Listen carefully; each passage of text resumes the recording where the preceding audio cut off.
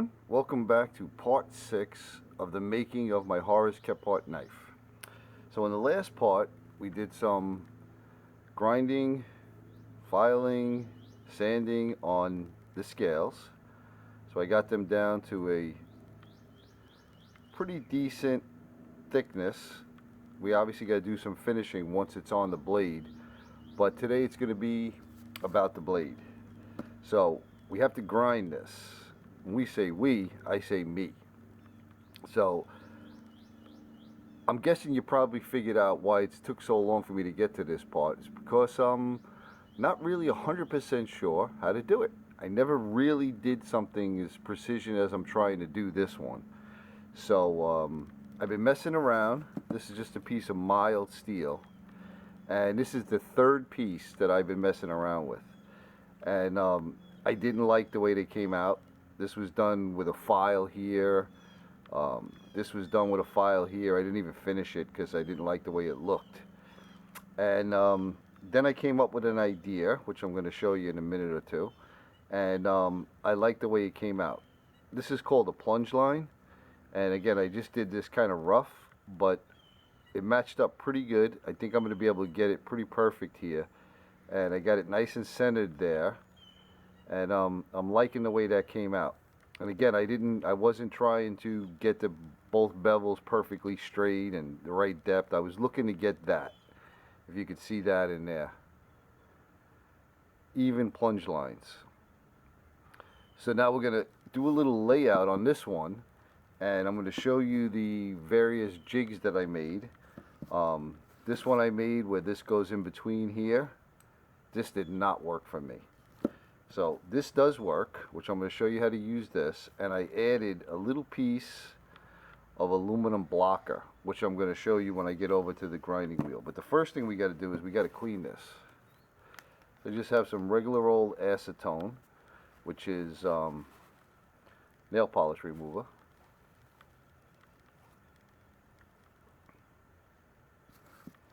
We're just going to clean this up.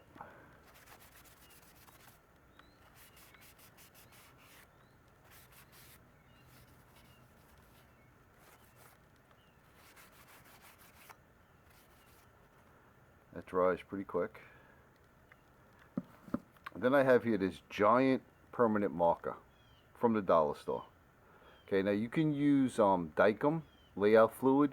That stuff's about 11-12 bucks a bottle, if you can find it in the store. If not, you got to get it online and pay for shipping and all of that. And we're going to try to just use a regular marker.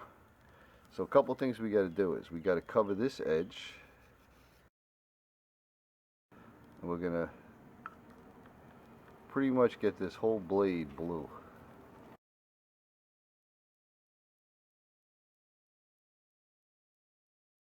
Okay, gonna let that dry for a few seconds, and then I'll be back. Okay, so I think it dried enough. So what I got here is a little marking gauge that I made. Okay, when I go to adjust it, I'll show you a little closer.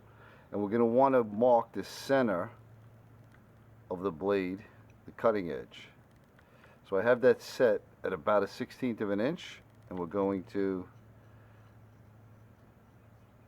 scribe a line. We turn it around, we do the other side. That's going to guarantee we get in the center.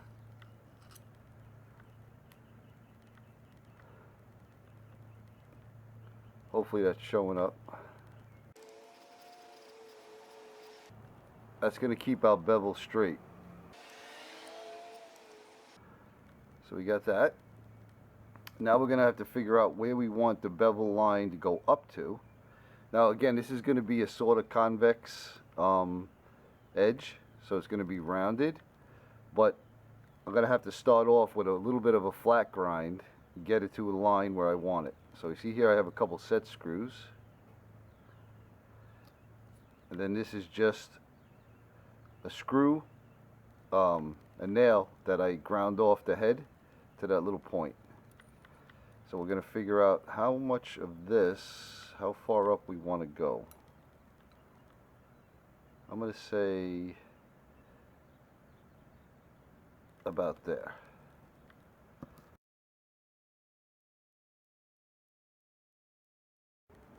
It's not showing up too good, but I could see it. It's just to give me a little bit of a guide to where to go to. Okay? So the next thing we're going to do is we're going to put a scale on. And we're going to draw a line.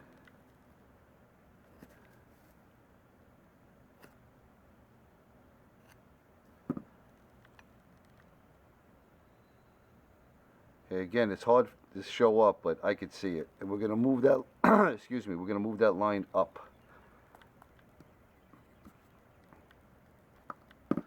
We'll do the same thing on the other side, because we're going to determine where the plunge line is going to be. So we don't want the plunge line to be exactly at the edge. We want it to be a little bit away from that. So I can see that. I'm not sure if it's showing up in the camera, but we're going to want to move the plunge line away from there. Figure like maybe about that far away. So now when this is on there, see if you can see that show up. Okay, so now let me get reset up over by the grinder, and I'll show you the way we're going to grind this. Okay, let me try to explain this as best I could. Hopefully it's understandable. So this is a 4x36 grinder. If you have a 1-inch grinder or a 2-inch grinder, belt grinder, it doesn't have these edges on it, and the sandpaper comes right to the edge, you don't have to do this mod. But I attempted to buy one at Harbor Freight, and I got 2 of them, and they were no good. The platens were misaligned, and I had to bring them back. So I had to make this mod. I had showed in one of the earlier parts this little piece here, which is drilled and tapped, but this didn't work out. It was just too small. So I got this bigger piece. This is about a 1/4 inch piece of aluminum. I would have loved to make it out of steel, but I didn't have a piece of 1/4 inch plate steel. And I had, so you can see that,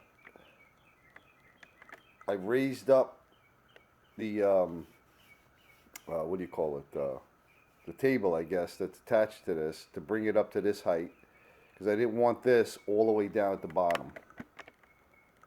So let me see if I could bring this around the other side. You can see how I attached it. Okay, if you can see back here, that's where the screws are that's holding it in. And let me take you over to the bench, and we're going to attach it to the jig to do our grinding. Okay, so now this was the key for me to get the plunge lines straight. Just another little block of aluminum. And what we're going to do is, we have our little guide, and by adjusting the height of that screw coming out at the bottom, that determines the angle. Okay? So now what we want to do is, we want to attach the blade here, like this. And we want to have this little block right at that extra line where we want the plunge to end. So this whole thing has got to get attached together. Okay, we're just going to use a couple simple clamps like this. We attach it together. It'll look like that. And we'll bring this over to the grinder, and we'll start grinding. Alright, here goes nothing. This is either going to work, or I don't know if I actually mentioned the price of that steel was about $7 for that bar. So this is either going to work, and I'm going to lose, I'm not going to lose any time and money, or it's not going to work and I lost $7 and quite a few hours. So we're keeping our fingers crossed, and we'll see what happens.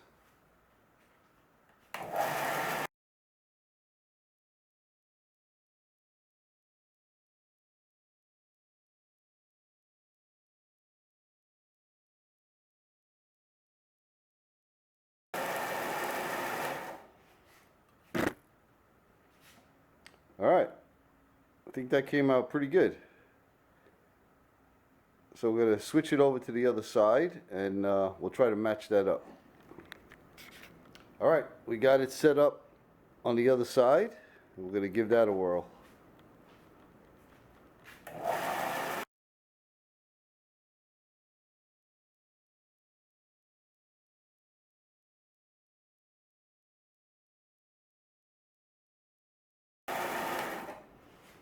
All right, I'm going to take a look at that, bring it over to the table, and we'll see how it looks. All right, I'm back at the bench. I thought I got a picture of it, of the plunge lines, but they were pretty good, pretty close. I'll do some refining, and I'm done with the grinder for now because it's very easy with the grinder to just mess it up. So I have a lot of experience with hand files, so I'm just gonna start filing this thing by hand. So it's gonna take probably, I don't know, 3, 4, 5, 10 times longer than doing it with a grinder. But I know with the hand file I can get it exactly where I want it. So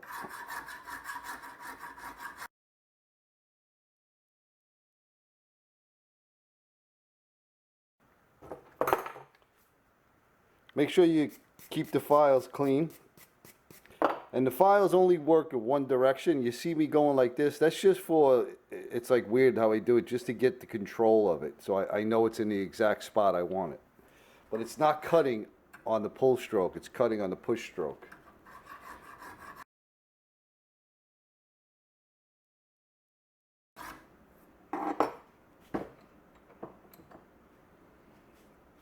Alright, so you get the idea. This is the grind side, which I'll file that in. And let me do a bunch of filing on this, and then we'll come back. Okay, so we got the grinding done. Came out pretty good. Pretty scented. Left a nice thick edge on it for the heat treat, which brings me to explaining the heat treat. So this is 1095 steel. And from what I'm reading, 1095 needs to get quenched very, very fast.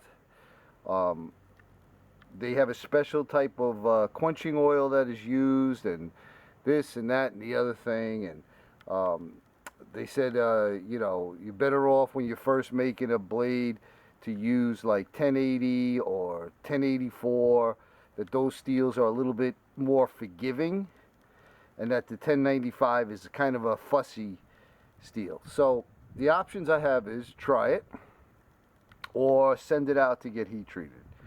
Sending it out to get heat treated would cost me about 35 bucks. That's with shipping and paying for the heat treating. And then you have to wait for it to come back. So I really don't know if I want to do that. I think I'm probably just going to try to heat treat it myself and see what happens. They say canola oil is the oil to use if you're going to do it at home. And they say, you know, steel that's at least 1/8 of an inch or less thick, you should get decent results. So I heat treated a lot of, you know, steels for flint and steel, and they worked fine. So let's see what happens. So got the nice grind on it. It's just up to 220, and like I said, you got to leave a pretty decent edge so you don't get any warpage. So hopefully it comes out of the heat treat nice and straight, and it works out good.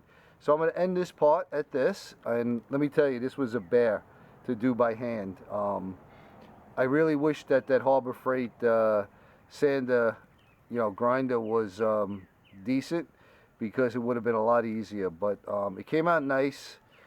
I like the plunge lines. Came out decent. Got it pretty scented. I mean, you know, if you look under a microscope, it might be off a little bit. But again, you know, for what I'm going to be using this for, it should be awesome. So thanks everyone for watching. I really appreciate your views, and I appreciate your comments, and I appreciate you sticking in with me on this series of building the Kephart knife. And we'll see you on the next part, and I hope you're all having a great day.